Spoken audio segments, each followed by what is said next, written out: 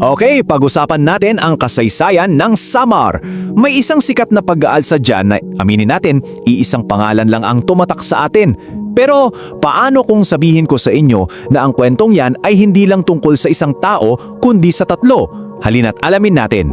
Siguradong narinig nyo na ang pangalang Agustin Sumoroy, di ba? Siya yung matapang na mandirigmang lumaban sa mga Espanyol. Pero alam nyo, madalas kasi sa kasaysayan, nakakalimutan natin walang rebelyon na naipanalo ng mag-isa. Kaya ngayon, yun ang gagawin natin. Bubuklatin natin ang buong kwento.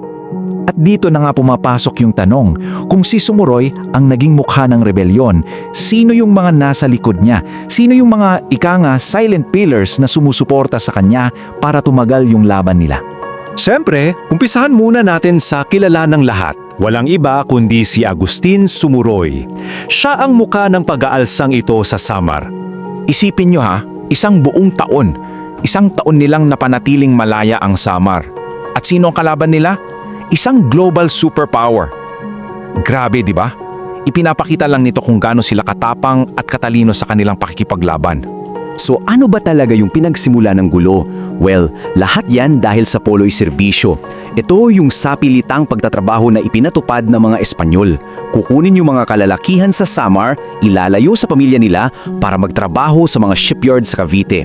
Ito yung huling patak na umapaw sa baso ika nga. Dito na napuno ang mga taga-Samar. Okay, at ngayon, punta na tayo sa pinakapuso ng usapan natin. Kilalanin natin yung dalawa pang leader na kasama ni Sumuroy, yung mga tao na, sa totoo lang, kasing halaga ng kontribusyon niya, pero tila kinalimutan na ng mga libro ng kasaysayan. Kasi bago pa man humawak ng itak o sumigaw ng kalayaan, kailangan mo ng may spark, di ba? Kailangan may isang tao na magsisinding ng apoy sa puso ng mga tao. At ang taong yon, siya si David Dula. Si Dula, siya yung pinaka-close kay Sumuroy, yung kanang kamay niya. Siya yung umikot, kinausap yung mga tao, pinakinggan yung mga hinaing nila tungkol sa polo at serbisyo, at ginawa niya itong isang organisadong plano. Magandang isipin na kung si Sumuroy ang espada, si Dula naman yung tibok ng puso sa likod ng rebelyon. Pero alam nyo, hindi sapat yung galit lang, yung apoy.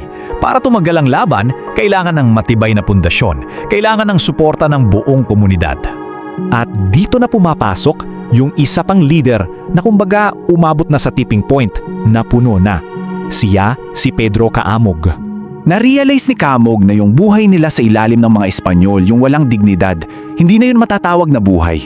So ginamit na yung impluensya niya para kausapin yung iba pang mga lokal na pinuno, yung mga community.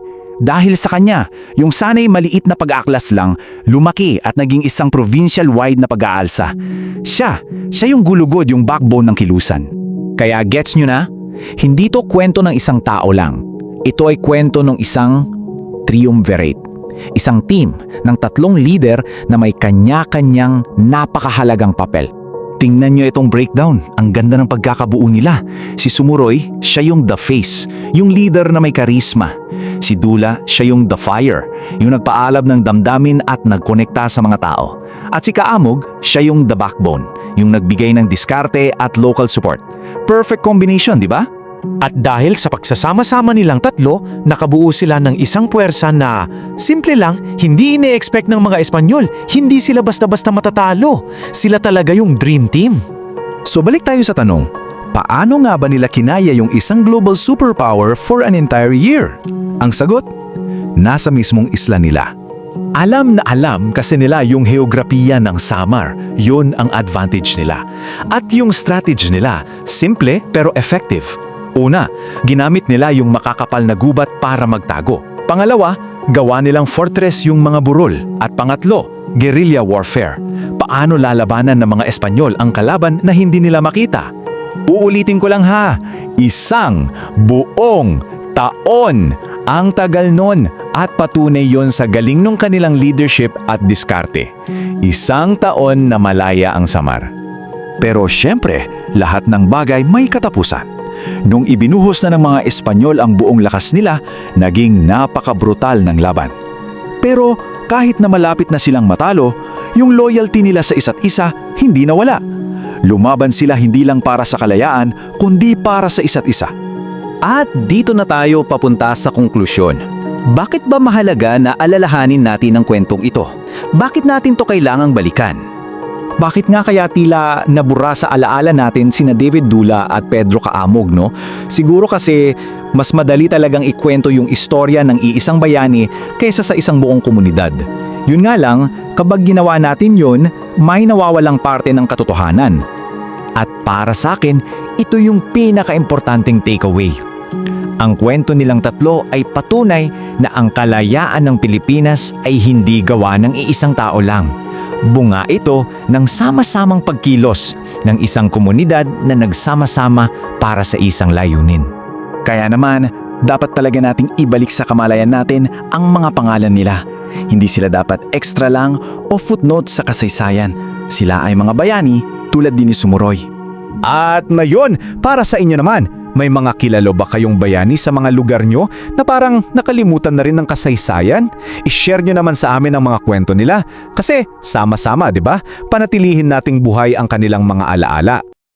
Kung nagustuhan mo ang kwentong ito, huwag kalimutang i-like ang video, mag-subscribe at i-on ang notification bell para sa iba pang alamat at kwentong bayan. I-share mo rin ito para mas marami pang Pilipino ang makaalala ng kagandahan ng ating mga kwento.